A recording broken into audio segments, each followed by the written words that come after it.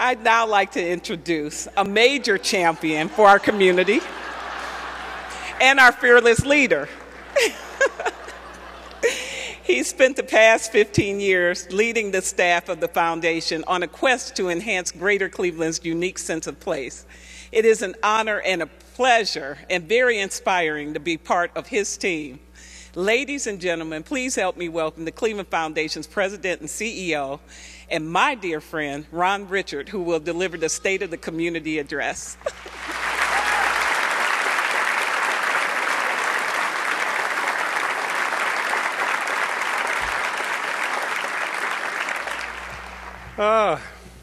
Good afternoon, everyone, and welcome to the Cleveland Foundation's 104th annual meeting. Thank you, Reverend Ronn, for your remarks and for your strong leadership as the Foundation's board chair for the past 2 years, for your dedication and the dedication of the entire board of directors, which has made such a huge difference for our community. I also want to express our deep appreciation to Beth Mooney, Margot Copeland, and the entire KeyBank family for once again sponsoring this important event and for everything they do for Greater Cleveland all year long. On behalf of my entire board and staff, let me say how grateful we are to see all of you here today and how deeply we appreciate your continued interest in and support of your community foundation. Thanks to the generosity of Bob and Sally Grease, we've been blessed to have a number of excellent Robert D. Grease keynote lecturers at this meeting, including former Secretary of State Colin Powell, legendary journalist Jane Pauley, renowned historian Doris Kearns Goodwin, and AOL co-founder Steve Case. And today is no exception. I know everyone here is anxious to hear from our keynote speaker, Sir David Adjaye, one of the most respected and admired architects of our era. And Sir David will provide his insights in a city that truly appreciates architecture and has much to be proud of in terms of our built environment.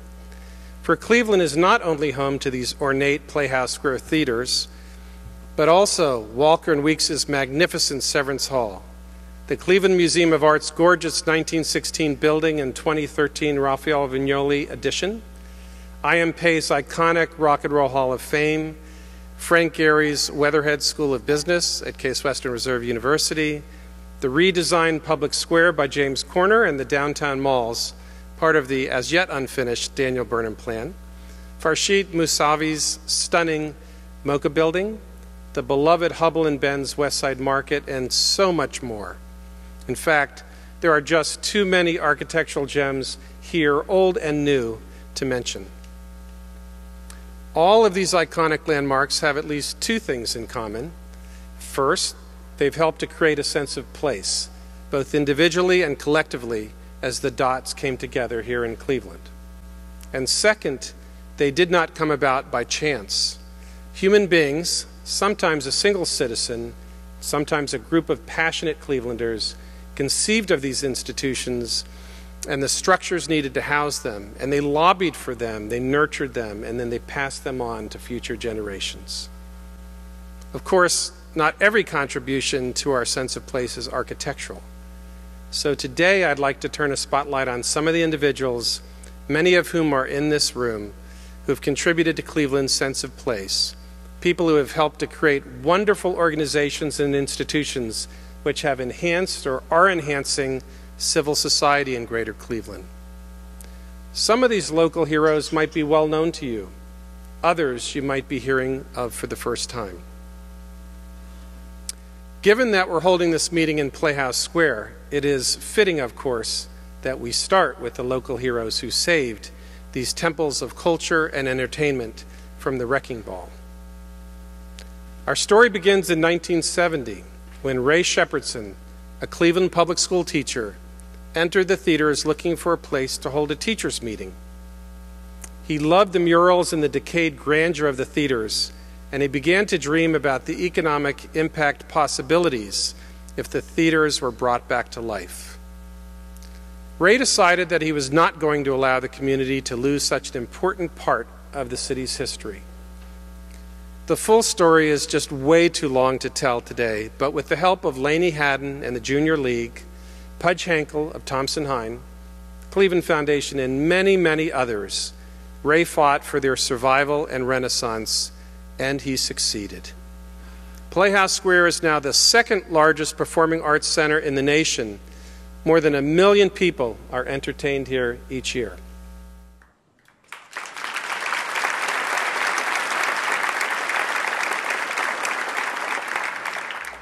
Imagine for just one moment what Cleveland would feel like without Playhouse Square. What if we had lost that piece of our history, our present, and our future? How greatly our city's sense of place would have been diminished. Another person who's contributed so mightily to our city is Robert Madison. In 1954, Bob became Ohio's first African-American licensed architect. He was rejected at every architecture firm he applied to because of the color of his skin. So he started his own firm. It's not surprising that Bob would have the grit to do that. He's a World War II veteran, a Purple Heart recipient, a Fulbright scholar, a graduate of Harvard University, and an energetic breaker of barriers. At nearly 95, he's also a beacon of philanthropy, offering a scholarship through the Cleveland Foundation to students of color interested in architecture, and acting as an ambassador for the Foundation's African American Philanthropy Committee. You can see Bob's architectural gifts across Greater Cleveland and around the world. To cite just one example, in 1962, Bob designed the Medical Associates Building in Glenville for black doctors who couldn't rent offices anywhere else.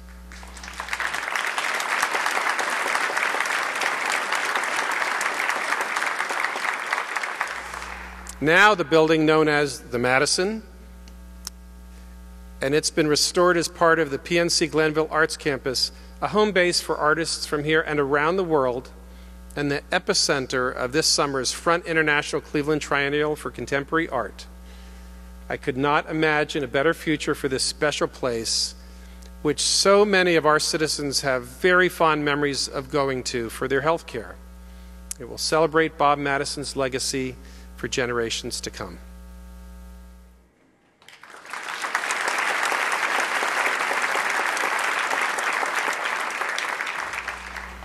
In the 1970s, a decade after Bob's medical building sprang up in Glenville, a Nigerian student arrived in Northeast Ohio for the first time. He came here to study, but he was unable to return to his country due to political unrest. That student stayed here and has since worked for decades to make our community, his adopted home, a better place. He's our next placemaker, John Analifo, Executive Director of the Famicos Foundation.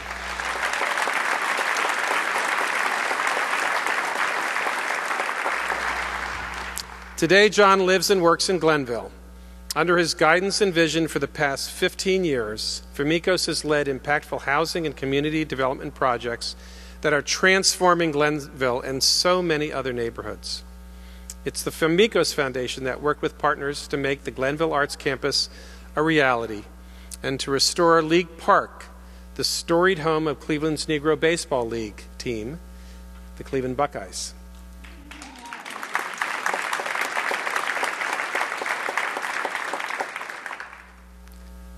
Until recently, the Euclid Avenue corridor, once referred to as Millionaire's Row, was a central and historic boulevard, largely and strangely ignored by investors. In fact, I'll never forget when I arrived in Cleveland almost 15 years ago, key stretches of Euclid Avenue in both downtown and midtown were completely boarded up. While real estate developer Fred Geis had the vision and courage to reignite not just downtown but also midtown development, this vital link between University Circle and downtown. Midtown is in the center of the health tech corridor, where over 170 innovative high-tech companies are now located. Fred is focused relentlessly on Cleveland's urban core. The old Cleveland Trust Building, shuttered for decades with its fabulous muraled rotunda, was viewed by most as a white elephant, but Fred saw the possibilities. Of course, it's now the bustling home of Heinen's, a centerpiece that's transformed downtown with a marvelous grocery store to encourage and support the influx of new downtown residents. Like many of our placemakers,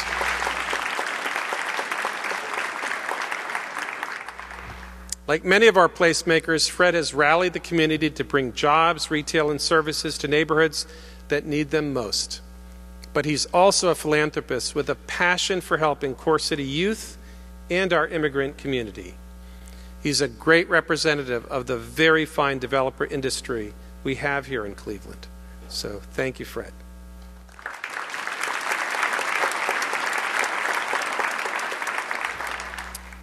Midtown is also the home of Jumpstart, a place to nurture people's ideas and dreams. Jumpstart provides venture capital and guidance to diverse entrepreneurs and small business owners. Jumpstart placemakers Ray Leach and Kathy Belk have built a team of talented people working hard to fuel a tech-based entrepreneurial ecosystem with a focus on assisting minority and women entrepreneurs in the city of Cleveland. We all know that regions that stop innovating die. People like Ray and Kathy are keeping the pulse of Cleveland strong by pushing for more innovation and inclusion. The foundation is striving to help more neighborhoods become integrated communities comprised of people from diverse racial, ethnic, and socioeconomic backgrounds. Of course, to bring our neighborhoods back, more than anything else, we need jobs. There are many excellent organizations in town working to create small businesses and jobs in greater Cleveland. The Hispanic Business Center, for example, is helping entrepreneurs start and grow businesses through their one-on-one coaching and planning, often at no cost. Meet Janice Contreras, its executive director. Born in Puerto Rico, Janice grew up in the Clark-Fulton neighborhood and is a proud graduate of Lincoln West High School. Just a few blocks away from her alma mater is her office at the Hispanic Business Center. Cleveland's near west side has the largest concentration of Latino residents in the entire state of Ohio.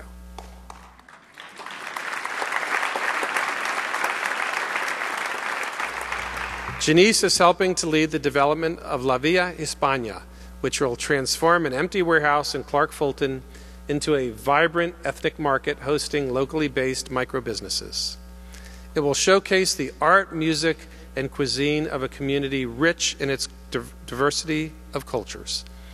As Janice likes to say, place is family, friends, a practice of faith, a practice of culture, belonging to something or someone, a space where you have a connection. La Villa Hispania will provide such a place where families and friends and neighbors can gather together and make those connections. It will invite others into the neighborhood to enjoy the ambiance and to contribute to that neighborhood's economy.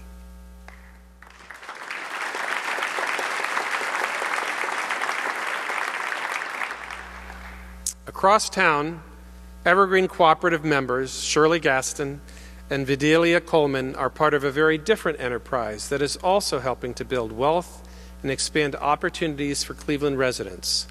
Shirley and Vidalia are worker owners at Green City Growers, a 3.25-acre hydroponic greenhouse in Cleveland's central neighborhood that was launched with 2 other cooperative enterprises in 2008 as part of our Greater University Circle initiative. The Evergreen companies now employ some 220 local residents.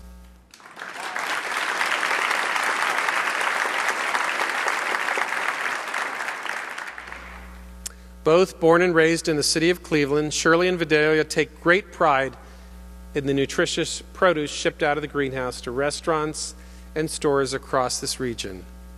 That pride in their work comes also from being part owners of the company. They have a real stake, an equity stake, in its future. The world's getting more and more complex, and so we must give our young people an education which will allow them to adapt to workplace changes resulting from rapid advancements in technology.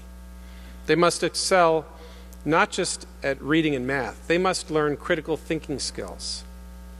When Dumaine Williams left his native Jamaica for the U.S. on a full scholarship, he wouldn't have known that he would one day leave a lucrative career as a pharmacologist to become a high school principal. but he did know that he wanted other young people to have what he had, to be educated, to be debt-free, and to have the ability to pursue their dreams. As principal,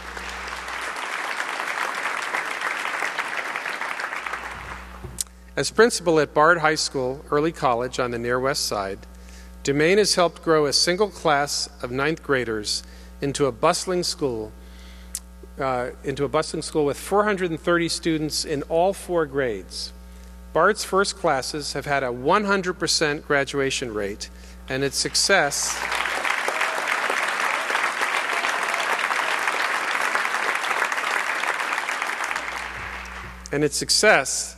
has led to the opening of a second location on the east side. Bard is one of the 23 innovative new high schools in the Cleveland Metropolitan School District, one outcome of the tremendous reimagining of CMSD schools under the leadership of CEO Eric Gordon and Mayor Jackson, and with critical, and I might say massive, financial and intellectual support from ours and other foundations. Dumaine's vision to create a more seamless path between high school, college, and career aligns with an ambitious new effort to bring the national nonprofit Say Yes to Education to Cleveland. Say Yes works with communities around the goals of every student not only graduating from high school, but doing so with the ability to afford and complete a post-secondary education and become active and productive members of the workforce and of our community. But Say Yes is not just about scholarships. It will ensure that wraparound services such as social workers, mental health clinics, and legal aid will be based in schools and neighborhoods, services sorely needed by kids who all too often have to deal with the impacts of poverty and neighborhood violence. If we're selected as the final Say Yes to Education chapter, it will be a true game changer for our community. And that is why the Cleveland Foundation has made bringing Say Yes to Education to Cleveland its #1 priority for the coming year.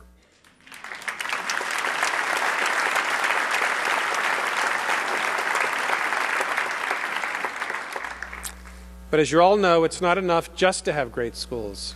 Our kids spend an awful lot of time outside of school when the school day is done, on weekends, and in the summer.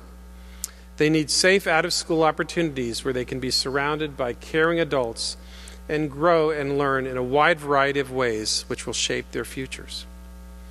Rashonda Smith certainly experienced that as a young student at John Marshall High School when a mentorship program got her into and through a 25-year career in banking.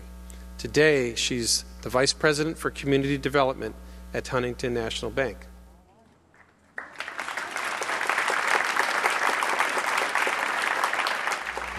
Rashonda now provides that same life-changing support through True to You, a foundation-backed program which connects every single Cleveland Metropolitan School District 8th grader with a dedicated adult mentor to explore their interests, identify their strengths, and help set goals for success. Cheyenne Russell, an 8th grader at Douglas MacArthur Girls Leadership Academy, can depend on her mentor, Rashonda, to guide her through the difficult shoals of adolescence. She says Rashonda gave her the confidence to speak up and helped her better prepare for high school. Cheyenne has decided to attend John Hay Early College next year. It should enable her to graduate from college in just 2 years after high school.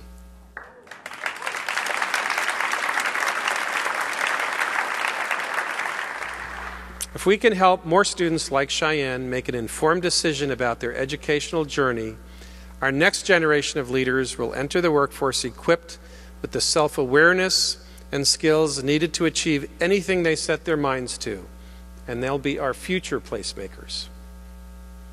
Of course, another way to instill confidence, critical thinking, and creativity in our students is through exposure to the arts, which help to develop both the brain and the spirit.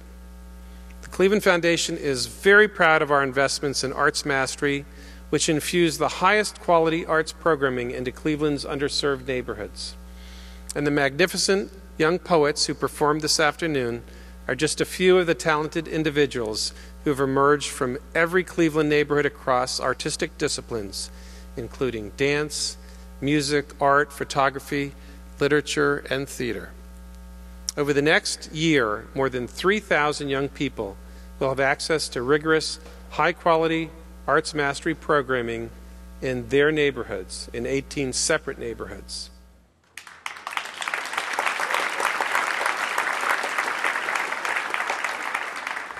The latest partner in this work is 12 Literary and Performative Arts, and you met its founder, Daniel Gray Cantar, at the start of this meeting.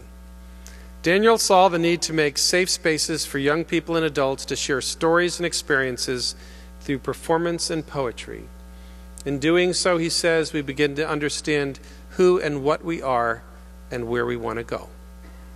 12 Literary Arts creates a pipeline of artists who will become Greater Cleveland's future teachers, writers, and leaders. These young people get to join a family of artists through the rare opportunity to connect with adults already working in the creative spaces. And we have so many talented artists here in Cleveland who deserve to be in the spotlight. That's why we're proud to partner with the Cleveland Arts Prize to announce the new Verge Fellowship presented by the Cleveland Foundation, which will recognize emerging artists in our community. As one of the chairs for the Verge Fellowship, alongside Cleveland Institute of Art President Grafton Nunes, Daniel continues to use art as a powerful vehicle to ensure that more members of our community are heard and are valued.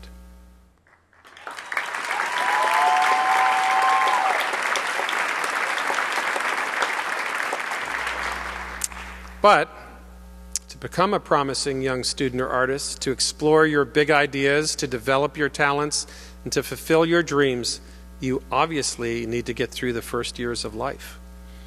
Cleveland continues to suffer from a really shameful citywide infant mortality rate. In fact, Ohio's African American infant mortality rate is the second worst in the nation, demonstrating the wide lingering disparities among our community's neighborhoods. Kristen Farmer formed Birthing Beautiful Communities in 2014 to attack this issue.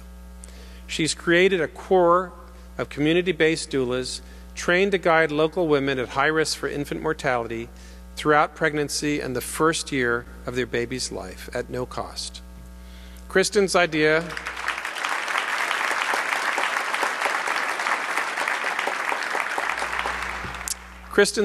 for Birthing Beautiful Communities started with a small grant of about $4,000 from Neighborhood Connections, which she has leveraged into big investments from the community and beyond, including a $1.4 million gift from the Ohio Department of Medicaid. Birthing Beautiful Communities is currently serving 150 women and their families and is central to the Greater University Circle Community Health Initiative, which aims to reduce infant mortality and lead poisoning rates so that every baby born in the surrounding neighborhoods will celebrate a first birthday and grow up healthy and lead-free.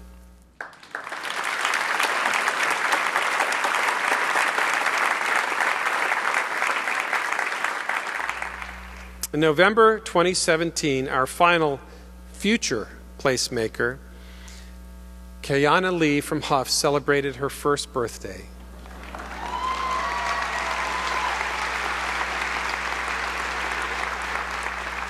She was the first Birthing Beautiful Communities baby to hit this milestone, but many, many others have followed.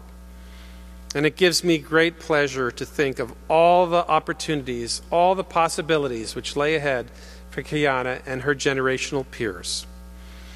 For all these placemakers' blood, sweat, and tears have been not just for us, but for her and for them, her peers. They are the future of our city. So many of you in this room have made truly significant contributions to Cleveland's sense of place. Together, we have revitalized downtown, uptown, Gordon Square, Midtown, University Circle, and so many other places, making a strong spine for the city of Cleveland.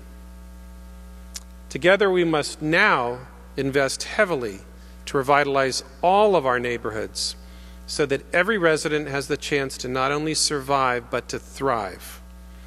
Together, we must and we will continue to invest in projects, buildings, initiatives, and programming that make Cleveland a city of universal opportunity and a city that leads through innovation and inclusion.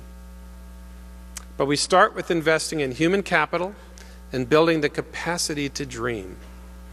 Think of the young minds that will create new landmarks and new places we can't even begin to imagine. All that these young people need is to be inspired and supported, and all of you are here this afternoon because you believe in our community and you believe in them. Standing here in 2018, the Cleveland Foundation is more energized than ever to work side by side with all of you to keep building our community and enhancing Cleveland's sense of place. This will be joyous and highly significant work which will benefit many generations to come. And so, thank you, and let's get to work.